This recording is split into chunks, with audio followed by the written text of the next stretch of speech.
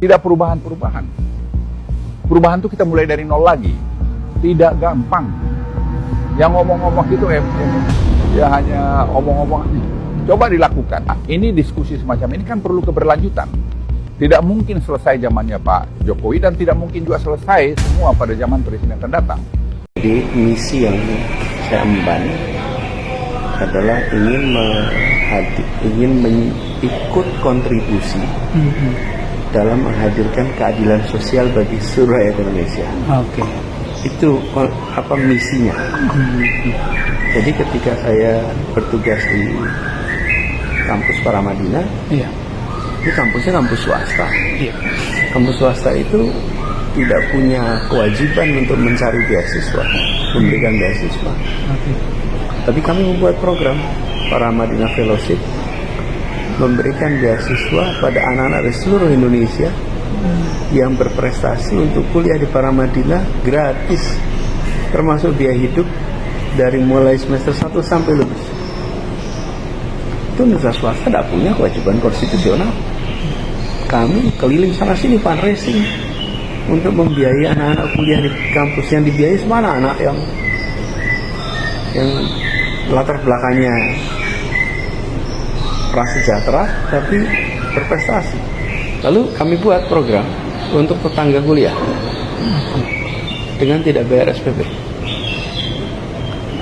Mereka bisa kuliah Paramadina 0 rupiah. Itu maaf Pak, itu jadi seperti CSR dibentuknya. Iya, tapi kita nggak ngeluarin biaya. Karena fundraising tadi. Bukan. Makanya ini saya sebenarnya bisa dikerjakan semua kampus.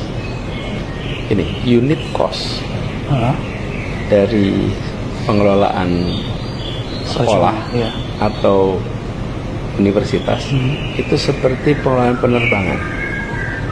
Unit costnya itu bukan per penumpang, tapi unit costnya itu per kelas, per penerbangan. Jadi pesawat itu kalau kapasitasnya 200, biaya menerbangkannya itu penumpangnya 10 atau 100 atau 200 biayanya sama. Jadi kalau sekarang yang beli tiket 100 terus ada 20 tiket dikasih gratis ke orang lain, ngurangin nambah biaya nggak? Enggak, sama aja. Iya, Sama aja. Benar. Nah sama kampus tuh gitu. Oh. Jadi kita hitung berapa biayanya, kemudian berapa kursi yang tersisa. Oke. Nah kursi yang tersisa itu diisi oleh tetangga-tetangga kami yang masuk. Oke. Jadi kampusnya nggak ngeluarin duit, Oke. tapi tetangga bisa sekolah, kan sama-sama untung. Iya, benar. Kami menyekolahkan tetangga, sehingga tetangga juga merasa kami ini hadir membantu. Mereka yang tidak mampu kuliah bisa kuliah di tempat kami. Gak ada biaya tambahan. Kalau yang tadi fundraising kita, karena kita harus biaya hidup. Iya. Nah kalau ini kan rumahnya tetangga sebelah, nggak perlu pakai biaya hidup. Iya. Tinggal mereka nambah buku aja. Benar. Kalau beli buku dan alat tulis. Benar. Tapi kampusnya nggak perlu biaya. Terus ketika kami tugas di kementerian,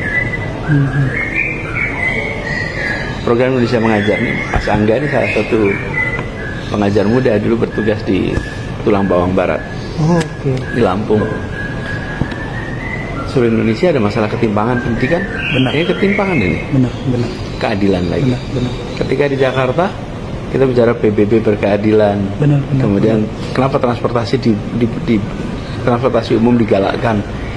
Ya karena bagi yang miskin transportasi umum itu bisa menyita sampai 30% pendapatan dia untuk transportasi. Benar. Jadi kebijakan-kebijakan itu disusun dengan spirit menghadirkan keadilan sosial. Taman. Iya. Taman itu adanya daerah-daerah yang orang-orang udah mampu-mampu. Nah, bagaimana di kampung-kampung? Ya dibangun taman di kampung-kampung supaya ada keadilan. Jadi kalau saya ditanya apa yang menjadi misi, misinya adalah ikut kontribusi dalam menghadirkan keadilan sosial bagi seluruh rakyat Indonesia. Think like a stranger, act like a native. Berpikirlah seperti orang asing, tapi berperilakulah seperti orang setempat. Okay? Berpikirlah seperti orang asing. Apa sih yang menarik dari orang asing itu? Orang asing itu bertanya yang tidak ditanyakan. Itulah orang asing. Tanya nih misalnya, Kenapa ya motif songket begitu? Kamu bisa jawab nggak? Dari dulu begini Pak, songket ya begini. Iya, saya tahu. Kenapa? Terus kita, aduh, saya nggak kepikir ya, kenapa songket begini ya? Terus nih, Anindita pakai nih, motifnya batik apa songket nih? Batik. Batik, kenapa ya motif batik begitu? Terus kita, waduh, kenapa ya? Aku tanya lebih jauh lagi, batik kenapa ya warnanya kok coklat sama hitam ya? Kenapa ya kalau di Pekalongan kok warnanya merah kuning gitu ya? Lasem itu kan ya dari dulu begitu Pak, ya itu cirinya. Iya iya saya tahu, tapi kenapa gitu? That's being a stranger. Jadi saya selalu mengatakan menjadilah seperti orang yang tidak berada di sini dan bertanya hal-hal yang tidak biasa ditanyakan. Coba semuanya angkat. Halo teman-teman, berjumpa bersama saya di Politik Dangi. Luar biasa sekali bagaimana pidato Anies Baswedan ya. Pidato yang sangat menggelegar, pidato yang sangat hebat ya. Dan tidak salah kalau misalnya para pendukung Anies ini berharap Anies akan menjadi seorang pemimpin di masa depan, teman-teman. Karena memang latar belakang beliau adalah seorang cendekiawan ya, pernah menjadi rektor ya, pengalaman di bidang pendidikan sangat luar biasa. Kemudian pernah jadi menteri pendidikan, bahkan seorang dosen, pernah jadi gubernur, ya lengkap teman-teman ya, pakai lengkap. Dan sayangnya ya, karir Pak Anies ini ketika menjadi menteri pendidikan, beliau ini ya diberhentikan oleh Pak Jokowi, teman-teman ya. Bahkan Anies mengatakan ia tidak pernah tahu alasan kenapa ia dipecat, ya kan? Dia tidak pernah tahu kenapa ia dipecat. Tapi dia percaya bahwa ya Pak Jokowi mempunyai alasan tertentu lah yang tidak perlu Anies bertanya, ya, sebab itu adalah hak prerogatifnya presiden.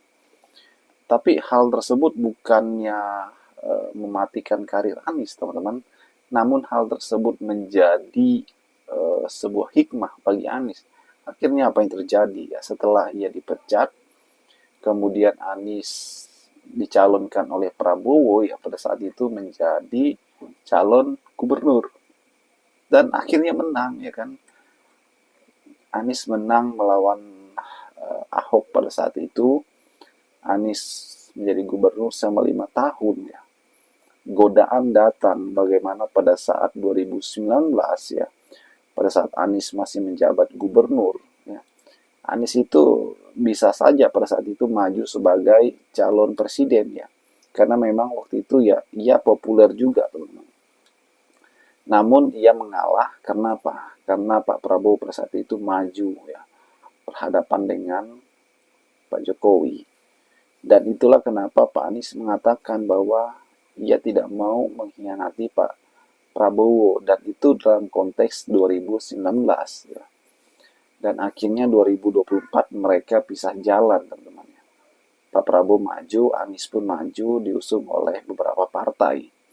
Dan itu membuat Anies sampai detik ini pun masih kuat ya, elektabilitasnya, ketokohannya. Bahkan ia sedang membuat ormas yang sangat luar biasa ya, gerakan rakyat yang akan menjadi digadang-gadang menjadi partainya. Bagaimana menurut kalian? Kita diskusi di kolom komentar.